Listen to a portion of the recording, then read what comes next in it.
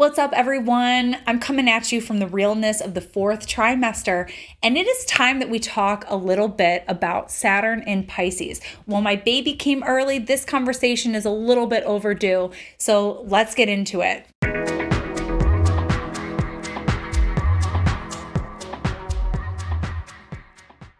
First things first.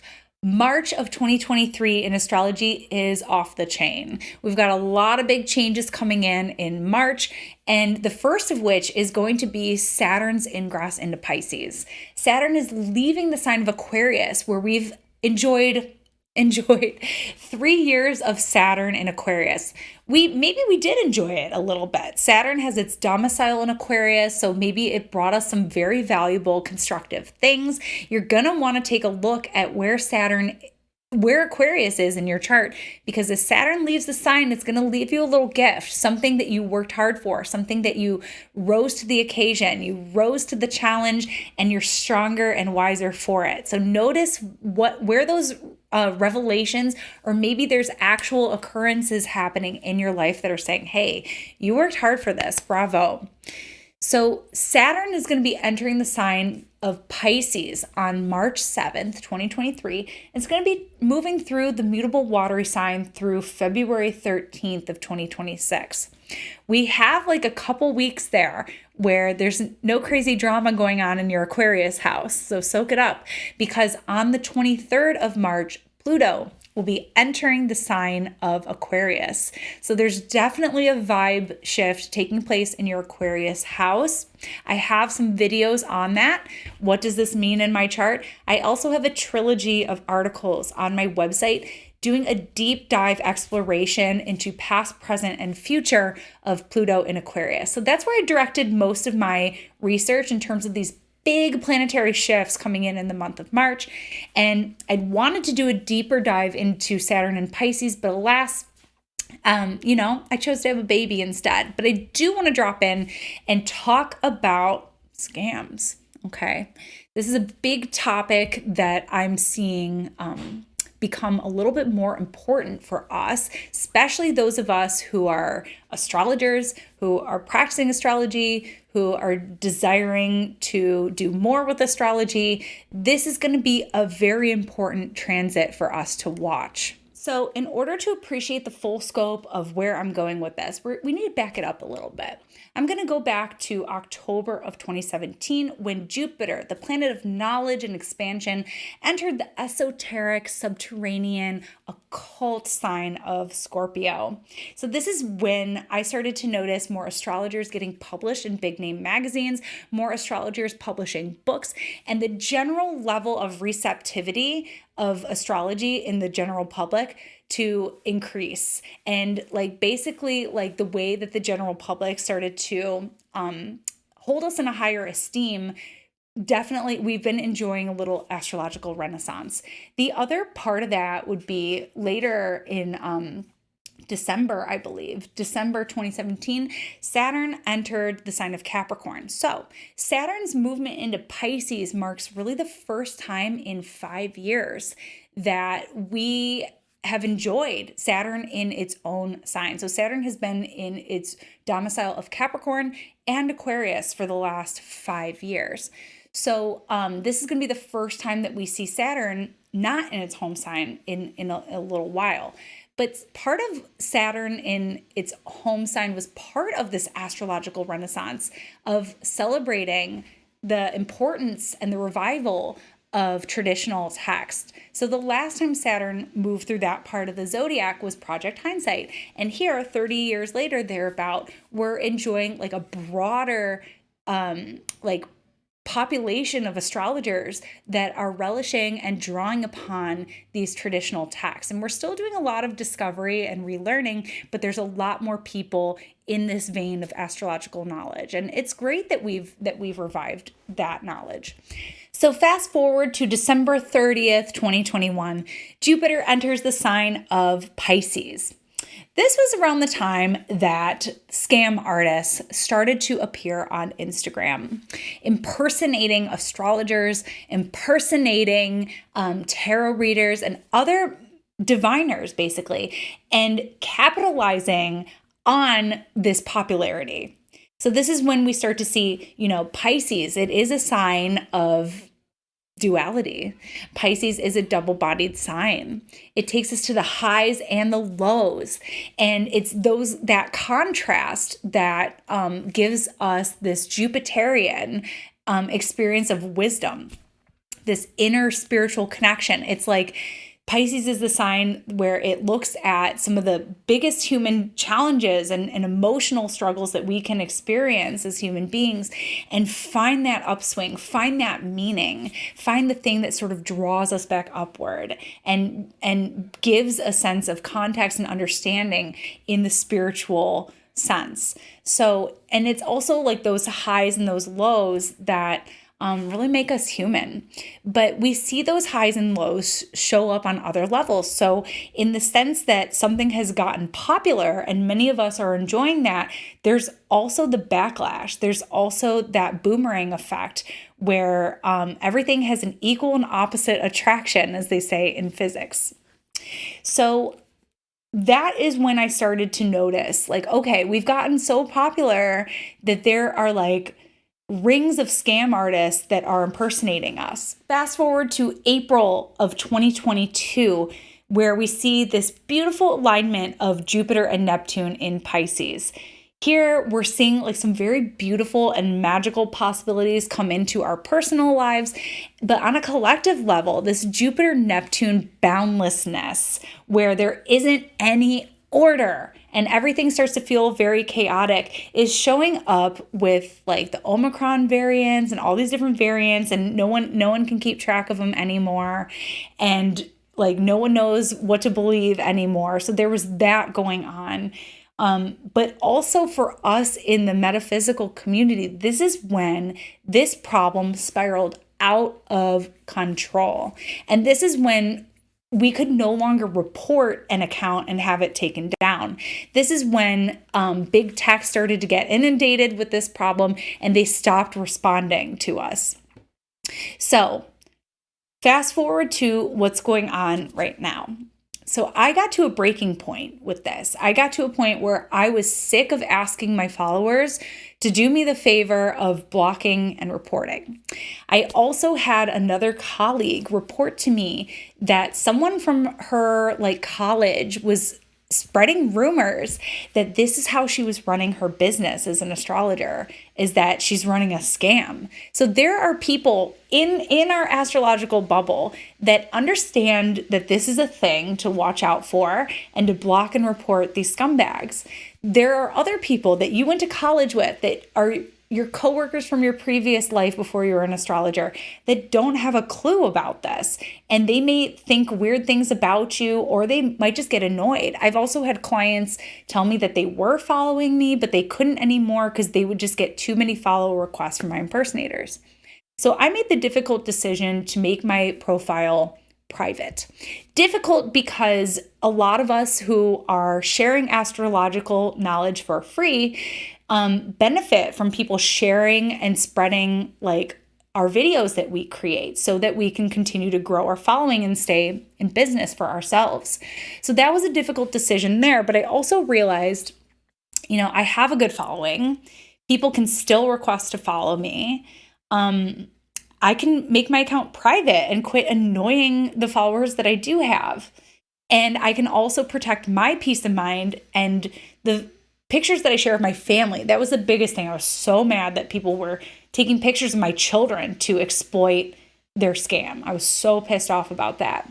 So I just thought that that was the best decision for me, was to go private. The other thing that I'm sharing with people about this, and this is Saturn entering Pisces, by the way, because let me come back to that, because Neptune in Pisces has made a lot of metaphysical things popular. We've seen, first it was yoga, then it was crystals, and then too many people are buying sage, so we can't buy sage anymore.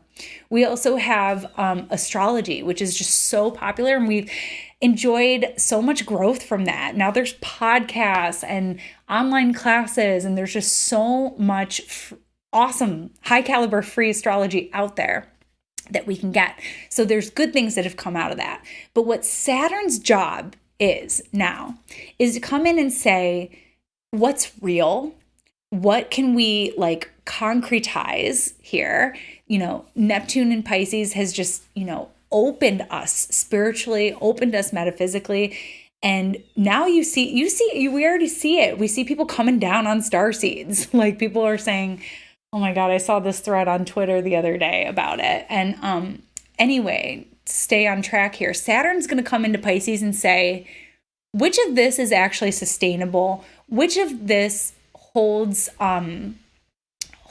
any like credibility at all? Because, this is something that you see in basically a lot of fields of things that get popular, but you see people, seeing people talk about astrology on the internet, and they're like, oh, I could do that too. I want to do that.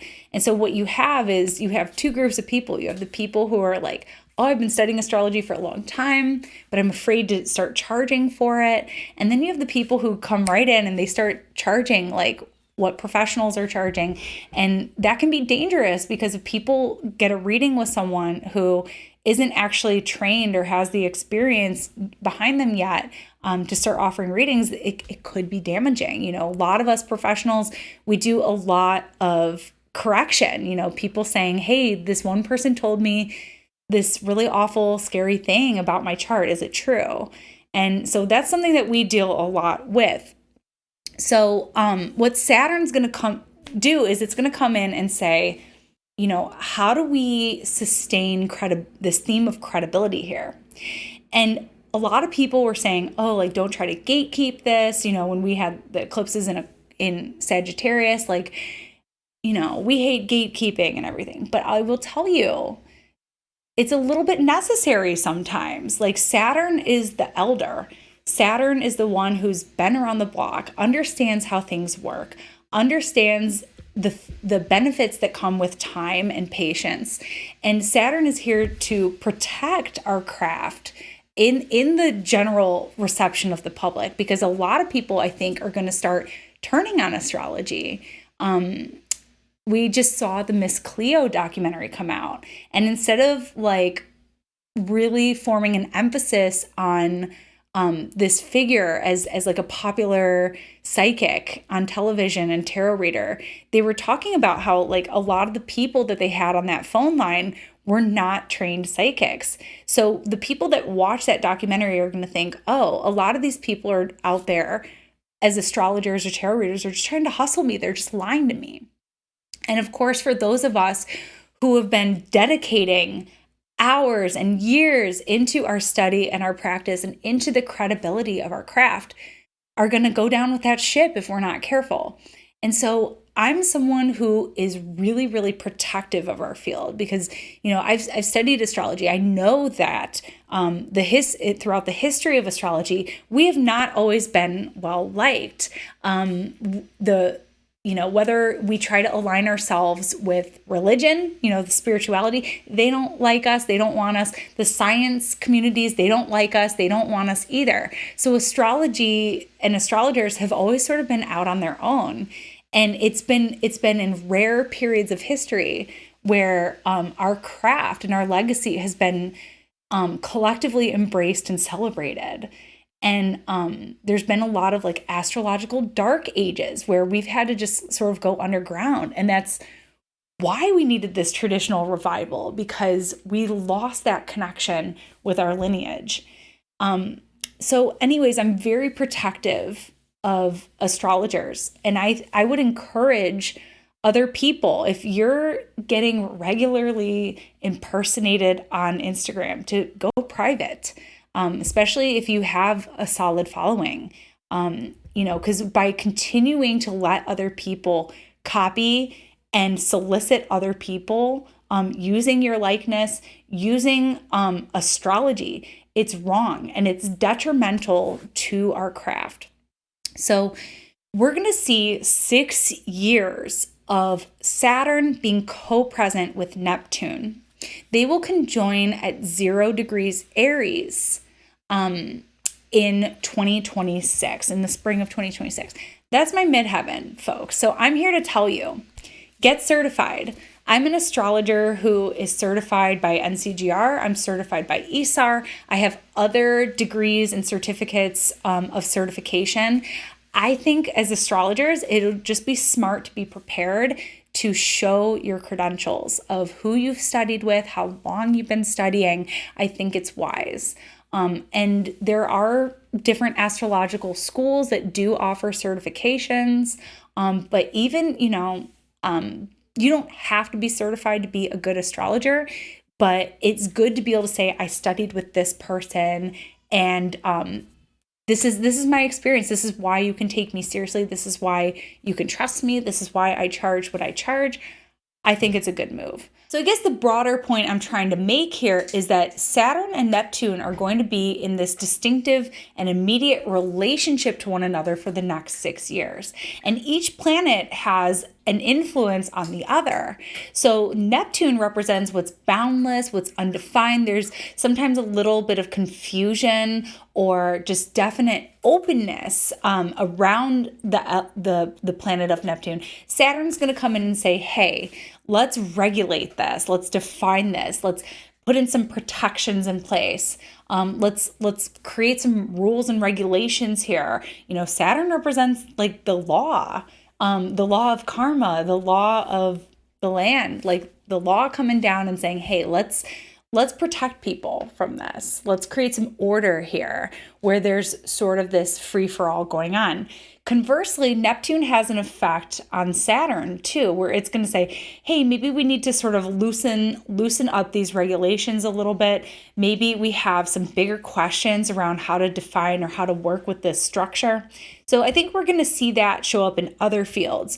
But in terms of scams, like this is a very like Neptune and Pisces thing, especially on the internet now. Like there's this new era of scam artists. When we were growing up, it was like, don't give your information over the phone. And now it's like, don't give people your information. Don't give people your money over Instagram if you don't know if they approach you. Don't do that.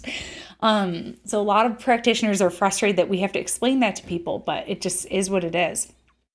So just briefly, because in the interest of time, a Saturn thing, I just want to briefly cover some other areas that we might see this Neptune-Saturn relationship showing up. One is healthcare. Okay, that's a really big one. As we're coming off of this Saturn-Uranus square, which is redefining how we work as a society, how we actually go to work. We have this big work from home thing since that square took place. We're seeing healthcare burnout. We're seeing doctors just spread too thin. We're also seeing the exorbitant cost of healthcare continue to have detrimental effects on us as individuals and as a society here in the United States. One thing I've seen that's really cool is California is actually plans to start making its own insulin to bring down healthcare prices. So that is a very Saturnian answer to a Neptunian problem where you actually can't call up a doctor's office and say, how much is this exactly going to cost? Because of like sort of, I want to say the corruption of, or the scam of insurance. So we're going to see that become a bigger topic, I believe. Another big one that I'm seeing here, like the cost of drugs. And speaking of drugs, we're also talking about like non-pharmaceutical drugs or plant medicine. That's been something that we could attribute to Neptune and Pisces. We also might be able to look at Uranus and Taurus for the legalization of certain recreational herbs or fungi, I guess, depending on where you are. So I think we may see more in that way. We've also seen... Where's Dada? He's outside, sweetie pie. We have also seen, like 30 years ago with Saturn in Pisces, the last time, there was a big crackdown on big tobacco. And now I think we might be seeing sort of like a Saturnian crackdown on other addictions that we have. Technology, I've seen it sort of being rehashed with vape pens. There's like more of like a need to like research and spread awareness about that. So what other addictions that we have as a society, Saturn might come in and say, no, like we shouldn't do that. Maybe that isn't so good for us. Maybe we need to just keep a closer eye on this collectively. Also, the conversation around birth control. That's another really big one. There's been a lot of discourse, obviously, since Roe was overturned, sadly, here in this country. There's been a lot of talk about birth control. And it's interesting because you see this conversation going both ways. We're in the sign of Pisces where there is like this dual up and down where we see the positives and the negative drawbacks of the very same thing. We can be in both worlds. So on one hand, we're saying we want access to contraceptives. We want access, to maintain our bodily autonomy and healthcare. But at the same time, we're also looking at the effects of like a pill form birth control and how that affects attraction. There's this conversation about how a lot of people will be on the hormonal birth control. And then when they go off of it, they're suddenly not attracted to their partner anymore. So this is a conversation that we're having collectively. And I've seen other people say, we need to be careful about this conversation because you'll see lawmakers say like, all right, well, we're just done with that. We're done with the hormonal birth control. So I think it's important with this emphasis on the sign of Pisces to be able to hold space for this can be true and this can be true at the same time. And one doesn't discredit the other necessarily. A couple more quick points I want to make. And the first one is the color gray. A lot of us are getting real sick and tired of this gray, black, monotone color palette. We're seeing a lot of it in newly renovated homes and apartments. It just takes away all the personality. And I saw this really cool article saying that color is disappearing from the world. And I really want to attribute this gray palette that we're seeing in baby nurseries. I'm thinking of that Instagram person, like the sad beige children. It's so funny. But anyways, I want to attribute that trend to Saturn in its home sign, Capricorn and Aquarius the last 5 years. Saturn's colors are black and gray too. So that's with that. And I'm starting to see this trend sort of evolve into the Saturn and Pisces of like dark blues. Like I'm seeing navies and like dark blues coming into style. And I want to officially forecast that that's going to be the Saturn and Pisces trend is like the dark blues sort of coming back into vogue. The last point I want to talk about is water. So I'm an Ohio resident and we just had that horrible train derailment happened here in East Palestine, Ohio. I wrote an astrological write-up of that on my Instagram if you want to check that out, detailing sort of the event chart and everything that goes with that. But I think water is going to be a thing. With Saturn in Aquarius, we have this caution. Saturn is caution or even fear of the air. So for the last 3 years, we've had to be really conscientious, really careful. And there's even been regulations around the air that we breathe, being in closed, like fixed air spaces. And 1 second, sweetheart, I'm almost done. And so now I'm wondering if we might see a similar care and caution around the water. And that's been something that we have been growing in concern about collectively on the planet since Neptune's been in Pisces, even before that. But, I think we're becoming more conscientious of the pollution going on this planet and sort of the detrimental effects that we as a society and as a population have on the planet. So I'm thinking that with Neptune representing pollutants and Saturn being regulation and concern and solutions, we have to find solutions for this or the future generations are going to really, really suffer. I think that, themes of water shortages, we're seeing a lot of lakes sort of drying up. I've seen things about Lake Powell, the Great Salt Lake. Different bodies of water are drying up. So I think Saturn in Pisces is going to raise concern over water sources, the quality of our water, etc. So that is it for right now. In the interest of time, for Saturn in Pisces, we will continue to discuss this transit over the next 3 years. And look forward. I know so many of us are looking forward to Saturn leaving Aquarius, but I'm curious what all is going to come about for us collectively with Saturn and Pisces. So for now, that's your astrology shot of the day, and I'll catch you next time. Bye. Thanks so much for tuning in with me today. For more astrology in your world, you can connect with me at Astro Catherine on all platforms. I am still on maternity leave for another month, but to be the first to know when my books reopen in April, you can get on my mailing list by visiting catherineurban.com.